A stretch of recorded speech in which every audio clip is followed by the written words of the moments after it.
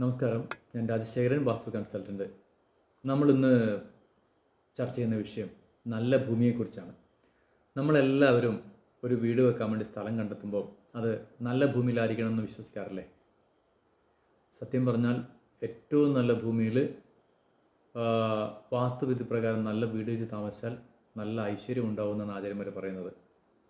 തിരിച്ച് മോശം ഭൂമിയിൽ എത്ര നല്ല കണക്കിൽ വീട് വെച്ചാലും ഐശ്വര്യം ഉണ്ടാകാൻ സാധ്യത കുറവാണ്. അതുപോലെ തന്നെ നല്ല ഭൂമിയിൽ വാസ്തുവിധി പ്രകാരം അല്ലാത്ത വീട് വെച്ച് താമസിച്ചാലും ഐശ്വര്യം ഉണ്ടാകാൻ സാധ്യത കുറവാണ്. ആ വ്യത്യാസം മനസ്സിലാക്കാണല്ലോ. അപ്പോൾ നമുക്ക് നല്ല ഭൂമിയെക്കുറിച്ച് നോക്കാം. മനുഷ്യരുടെ ചന്ദ്രിക നമ്മൾ കേരളത്തിൽ ഉപയോഗിക്കുന്ന ഒരു പ്രാമാണിക ഗ്രന്ഥം, പ്രത്യേകിച്ച് വീട് വെക്കാൻ വേണ്ടി. അതിൽ പറയുന്നത് ഞാൻ ഒന്ന് വായിക്കാം. പശുക്കൾ, മനുഷ്യർ, ഉപയോഗയോഗ്യങ്ങളായ ഫലങ്ങളും പുഷ്പങ്ങളും പാലും ധാരാളമുള്ള വൃക്ഷങ്ങൾ, പാലുള്ള വൃക്ഷങ്ങൾ, കുന്നും കുഴിയും കൂടാതെ നിരപ്പായ ഭൂമി, കിഴക്കോട്ട് നീരൊഴുക്കുള്ളത്, അതായത് ഭൂമി അല്പം ചെരിഞ്ഞ് കിഴക്കോട്ട് ചാഞ്ഞായിരിക്കണം. മിനുപ്പുള്ള മണ്ണോട് കൂടിയത്, ചവിട്ടിയാൽ ഗംഭീര ശബ്ദമുള്ളതായും പ്രദക്ഷിണമായി ഒഴുകുന്ന ജലാശയങ്ങളോട് കൂടിയതും ആയിരിക്കണം. വിത്ത് വിതച്ചാൽ വളരെ വേഗം കിളുക്കുന്നതായിരിക്കണം.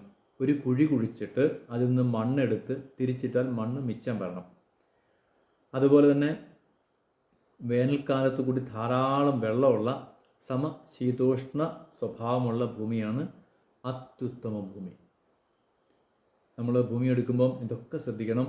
പക്ഷേ ഇത്രയും നല്ല ഭൂമി കിട്ടാൻ സാധ്യതയില്ല. അപ്പം ഇതിൽ കുറച്ചെണ്ണം കുറച്ച് നമുക്ക് ലഭ്യമായി ഏറ്റവും നല്ല ഭൂമി എടുക്കുക. ഇപ്പം മണ്ണെടുത്ത് തിരിച്ച് മണ്ണിടുമ്പോൾ മിച്ചം വരാൻ കാരണം എന്ന് പറഞ്ഞാൽ ആ മണ്ണിന് നല്ല ഉറപ്പുള്ളതുകൊണ്ടാണ് നമ്മൾ കിളച്ചെടുത്ത് തിരിച്ചിടുമ്പോൾ മിച്ചം വരുന്നത്. രണ്ട്, പ്രദക്ഷിണമായ വെള്ളം ഒഴുകണം. പ്രദക്ഷിണത്തിന് നമ്മൾ ഭാരതത്തിൽ വലിയ പ്രാധാന്യമുണ്ട്. നമ്മൾ ക്ഷേത്ര ദർശനം നടത്തുമ്പോൾ പ്രദക്ഷിണമായിട്ട് വെക്കണം. യോഗ ചെയ്ത് ഒരു രീതി കഴിഞ്ഞ് മറ്റൊന്നിലേക്ക് മാറും, പ്രദക്ഷിണമായിരിക്കണം. രാവിലെ എഴുന്നേക്കും, പ്രദക്ഷിണം എഴുന്നേക്കണം. അങ്ങനെ പ്രദക്ഷിണത്തിന് ഒരുപാട് പ്രത്യേകതയുണ്ട്.